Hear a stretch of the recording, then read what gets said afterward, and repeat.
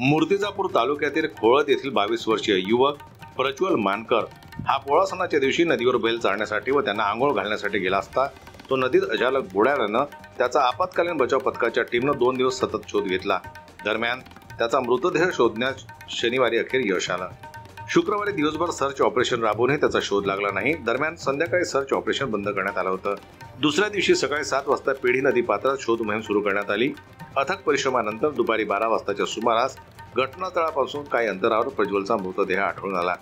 शुक्रवारी बैलांना चालण्यासाठी आणि आंघोळ घालण्यासाठी गेलेला 22 वर्षीय युवक पेढी नदीच्या पुराच्या पाण्यात वाहून गेल्याच्या घटनेमुळे मानकर कुटुंबांवर दुःखाचा डोंगर कोसळला असून गावभर स्मशान शांतता पसरली होती। घटनेची माहिती मिळताच आमदार हरीश पिंपळे यांच्यासह मूर्तिजापूर येथील तहसीलदार शिल्पा बोबडे, निवासी नायब तहसीलदार रवींद्र राऊत, माना पोलीस स्टेशनचे ठाणेदार गणेश नावकार यांनी घटनास्थळी धाव घेतली।